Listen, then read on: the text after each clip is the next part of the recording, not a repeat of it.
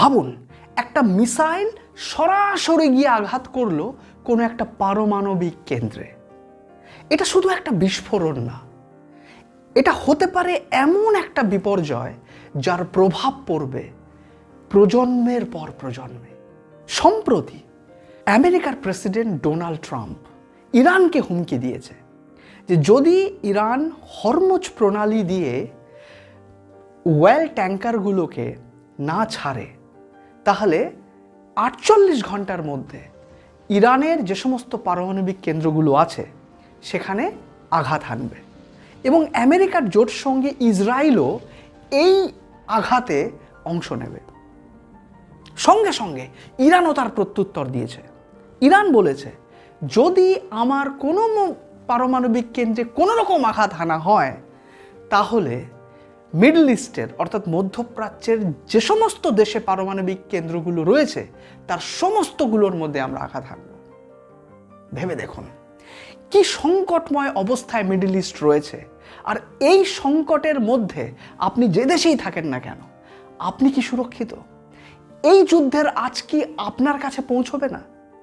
এই জিওপলিটিক্সটা এখন এমন একটা জায়গায় গিয়ে পৌঁছেছে যেটা দেখে মনে হচ্ছে এই পৃথিবীর অস্তিত্ব কি খুব শিগগিরই শেষ হতে চলেছে।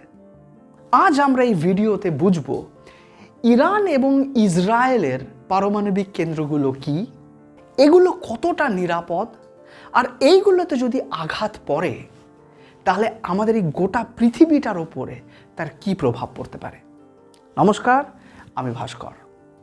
বন্ধুরা, মধ্যপ্রাচ্যের জীবনটা এখন দুর্বিষহ। যে কোনো মুহূর্তে যে কোনো কিছু ঘটে যেতে পারে। ইরান এবং ইসরায়েলের যুদ্ধ এখন এমন পর্যায়ে গেছে যেটা সরাসরি তাদের পারমাণবিক কেন্দ্রে আঘাত হানার মতন একটা জায়গায় পৌঁছে যেতে পারে।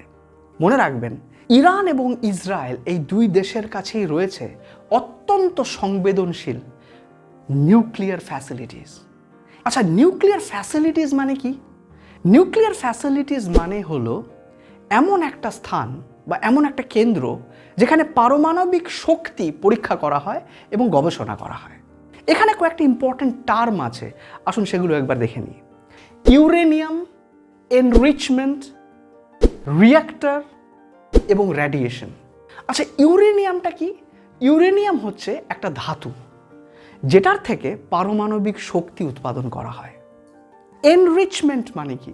এনরিচমেন্ট মানে ইউরেনিয়ামকে প্রসেস করে শক্তি উৎপাদন করা হয়। রিঅ্যাক্টর মানে কি? রিঅ্যাক্টর মানে যেখানে পারমাণবিক শক্তি উৎপাদন হয়। এটাকে নিউক্লিয়ার প্ল্যান্টের হৃদয়ও বলা হয়, হার্টও বলা হয়। আর রেডিয়েশন হলো তেজস্ক্রিয়। এটার ক্ষতিকারক দিক হলো এটা চোখে দেখা যায় না, এটা শরীরের মধ্যে প্রবেশ করলে মারাত্মক ক্ষতি হতে পারে। এবার আসুন ইরানের যে সমস্ত পারমাণবিক কেন্দ্র আছে সেগুলো সম্পর্কে কয়েকটা তথ্য জেনে নিই। ইরানের সব থেকে গুরুত্বপূর্ণ নিউক্লিয়ার প্ল্যান্ট হলো নাতানস নিউক্লিয়ার ফ্যাসিলিটি। এটা মাটির থেকে 40 থেকে 50 মিটার গভীরে তৈরি করা আছে। এটাকে মাটির এত নিচে তৈরি করা হয়েছে এ কারণেই যে বিমান হামলা থেকে এটাকে রক্ষা করার জন্য।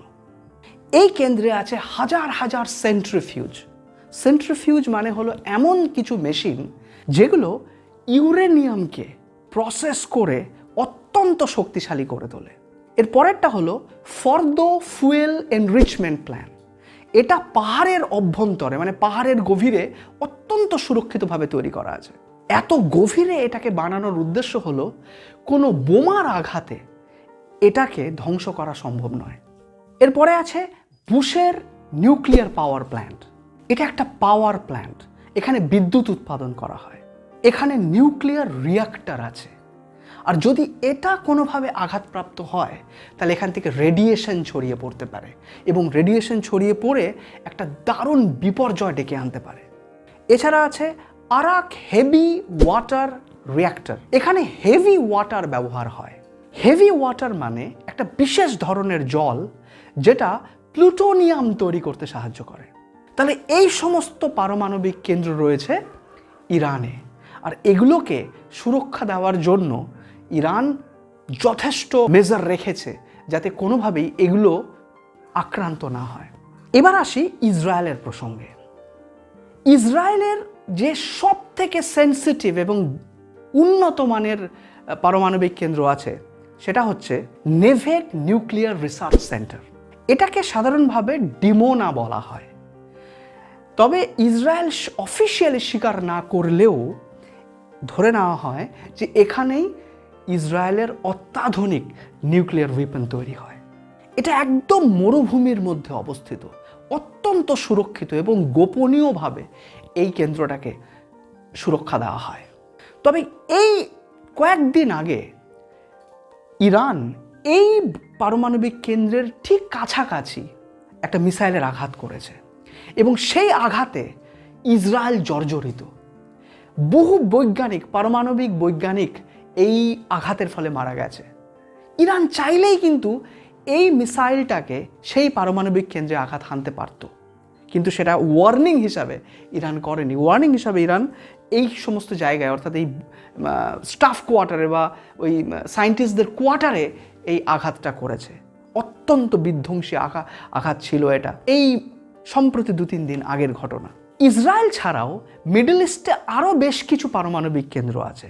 যেমন ইউএইতে অর্থাৎ ইউনাইটেড আরব এমিরেটসে রয়েছে বারাক নিউক্লিয়ার প্ল্যান্ট, তুর্কিতে আছে আকুইউ নিউক্লিয়ার প্ল্যান্ট, আর সৌদি আরবে ডেভেলপিং নিউক্লিয়ার প্রোগ্রাম। যদি পারমাণবিক যুদ্ধ হয় তাহলে এই সমস্ত কেন্দ্রগুলোই কিন্তু ঝুঁকির মুখে পড়বে। সব থেকে সমস্যার ব্যাপার হলো, যদি এই সমস্ত কেন্দ্রে কোনো রকম আঘাত হয় তাহলে এখান থেকে রেডিয়েশন লিক করতে পারে। আর রেডিয়েশন লিক করলে, অর্থাৎ যে তেজস্ক্রিয়তাটা বাতাসে ছড়িয়ে পড়বে, সেটা শ্বাস প্রশ্বাসের মাধ্যমে মানুষ শরীরের ভেতরে নেবে এবং সেটার মারাত্মক ফল কি হতে পারে জানেন?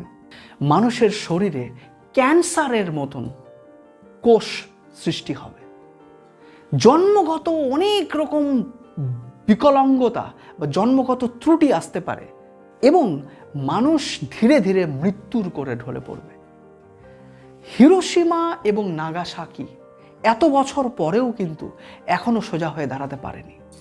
আমেরিকার সেই নিউক্লিয়ার অ্যাটাকের পর হিরোশিমা এবং নাগাসাকি যেমন বিধ্বস্ত হয়ে গিয়েছিল, পৃথিবীর কেউ চায় না যে আর একটার হিরোশিমা বা নাগাসাকি হোক, বা এমন কোনো ঘটনা ঘটুক যেখানে পারমাণবিক কেন্দ্রের ফলে শুধুমাত্র মিডল ইস্টই নয়, সারা পৃথিবীর, ইউরোপের কিছু অংশ, এশিয়ার কিছু অংশ এই পুরো নেগেটিভ রেডিয়েশনের প্রভাবে পড়ে যাবে এবং সেখানে মানব সভ্যতা কিন্তু অনেকটাই পিছিয়ে যাবে বা ধ্বংসের দিকে এগিয়ে পড়বে।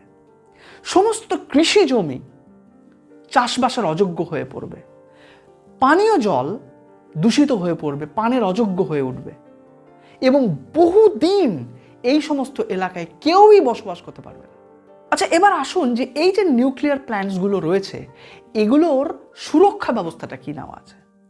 আমরা জানি, আমি আগেও বলেছি যে বিভিন্ন নিউক্লিয়ার প্ল্যান্টসগুলোতে যথেষ্ট সুরক্ষা নেওয়া হয়, যেগুলো মাটির অনেক নিচে আছে, ওপরে কংক্রিটের চাদর দিয়ে ঘিরে রাখা আছে এবং এয়ার ডিফেন্সটাকে এখানে দারুণভাবে শক্তিশালী করে রাখা হয়েছে। কিন্তু তবুও আজকের দিনে যে সমস্ত হাই ইন্টেন্সিফাইড মিসাইলস আছে, বাংকার ব্লাস্টার বোমস আছে, এগুলোর মাধ্যমে আমরা কিন্তু সহজেই সেই সমস্ত কেন্দ্রে আঘাত হানতে পারি। তাই যদি কোনোভাবে এই যুদ্ধটা ধীরে ধীরে পারমাণবিক কেন্দ্রমুখী হয়, তাহলে কিন্তু সেই দিন আর বেশি দূরে নেই যেখানে আমি, আপনি, পৃথিবীর যে প্রান্তেই থাকি না কেন, আমরা সবাই কিন্তু অস্তিত্বের সংকটে ভুগব। আর এটা শুধুমাত্র কথার কথা নয়, এটা মানব জাতির জন্য একটা বড় অশনি সংকেত। আপনার কি মনে হয় এই যুদ্ধটা আরো কতদিন চলতে পারে? সত্যিই কি এটা পারমাণবিক কেন্দ্রে আঘাত হানার মতন একটা যুদ্ধে পরিণত হবে? সত্যিই কি মানব সভ্যতার বিলুপ্তির পথটা এই যুদ্ধ থেকে প্রশস্ত হচ্ছে? একটা সভ্যতাকে গড়ে তুলতে যে লক্ষ লক্ষ বছর আমাদের অপেক্ষা করতে হয়, যে পরিশ্রমের মাধ্যমে একটা সভ্যতা এত আধুনিক স্তরে পৌঁছয়, সেটা কি ক্ষণিকের কয়েকটা মানুষের ইগোর লড়াইয়ে ধ্বংস হয়ে যাবে? আপনার কি মনে হয়? কমেন্ট করে জানান। আমরা কেউই চাই না এই যুদ্ধটা আর প্রসারিত হোক। আমরা সবাই চাই এটাকে খুব সংক্ষেপে আর কোনো রক্তক্ষয় না হয়ে এটা থেমে যাক। আর তখনই আমরা একটু প্রাণ ভরে নিঃশ্বাস নিতে পারবো। যদি আপনার এই ভিডিওটা ইনফরমেটিভ মনে হয় তাহলে শেয়ার করে দিন, আমাদের চ্যানেলের পাশে থাকুন। আর আমি এটুকু জানিয়ে রাখি যে আমাদের এই চ্যানেলে জিও পলিটিক্স, জিও অ্যাওয়ারনেস ছাড়াও আমি এখানে বিভিন্ন রকম টিপস অ্যান্ড ট্রিক্স দিই লাইফ ডেভেলপমেন্ট সংক্রান্ত। তাই আমাদের চ্যানেলের সঙ্গে থাকুন এবং আপনার মতামত জানান আপনি কী ধরনের ভিডিও দেখতে ইচ্ছুক। আজকের ভিডিওটা এইটুকুই। খুব শিগগিরই আর একটা ইন্টারেস্টিং ভিডিওতে আপনাদের সম্মুখীন হচ্ছি। খুব ভালো থাকবেন।